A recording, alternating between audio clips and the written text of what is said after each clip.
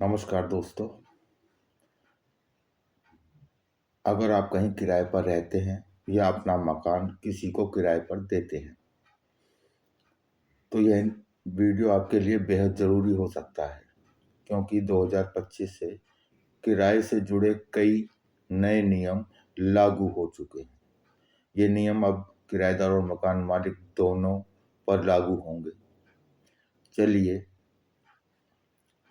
बिल्कुल आसान भाषा में जानते हैं क्या क्या बदल गया है।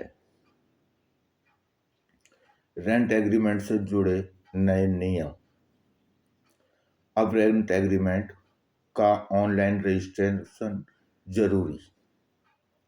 अब कोई भी रेंट एग्रीमेंट हाथ से लिखकर या साधारण तरीके से नहीं चलेगा। सभी एग्रीमेंट स्टैंडर्ड फॉर्मेट में बनाए जाएंगे। और सबसे ज़रूरी बात, एग्रीमेंट बनाने के 60 दिन के अंदर अंदर उसका ऑनलाइन रजिस्ट्रेशन कराना जरूरी है, तभी एग्रीमेंट वैध माना जाएगा। पैसे और किराए से जुड़े नियम। सिक्योरिटी डिपॉजिट की नई सीमा। पहले मकान मालिक मनमाने डिपॉजिट मांग लेते थे, लेकिन अब ऐसा नहीं होगा। घर रेजिडेंशियल सिर्फ 2 महीने का किराया तक डिपॉजिट। दुकान ऑफिस कमर्शियल ज़्यादा से ज़्यादा 6 महीने तक। इससे किराएदारों पर एक साथ बड़ा आर्थिक बोझ नहीं पड़ेगा। रेंट बढ़ाने के नियम साफ। मकान मालिक साल भर में कई बार रेंट नहीं बढ़ा सकता। अब रेंट केवल एक साल में एक ही बार बढ़ेगा। और सबसे अहम बात, बढ़ाने से 90 दिन पहले किराएदार को लिखित नोटिस देना होगा।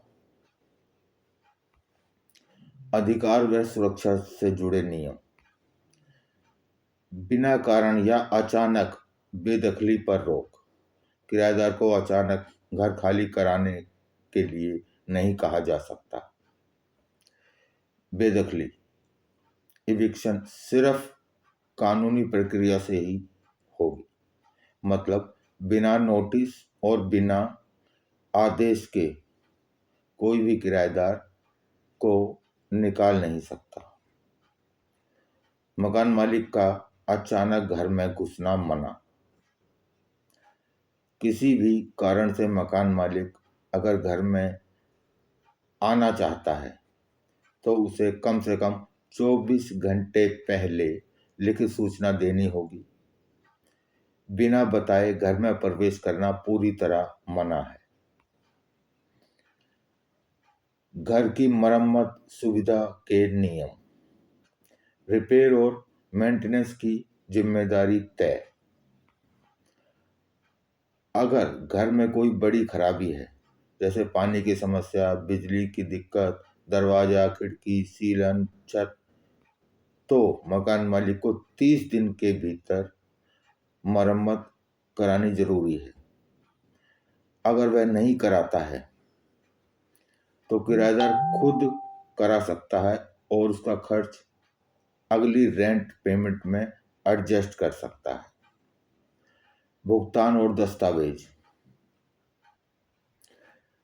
रेंट चाहे कैश दें या ऑनलाइन, मकान मालिक को रेंट रिसिप्ट देना जरूरी।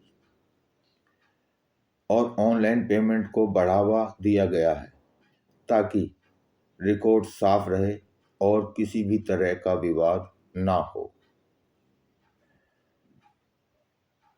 2025 के नए रूल्स का मकसद किराएदार और मकान मालिक दोनों की सुरक्षा, मनमाने डिपॉजिट को रोकना, रेंट बढ़ोतरी को नियंत्रण में रखना और रेंट एग्रीमेंट को साफ, कानूनी और सुरक्षित बनाना।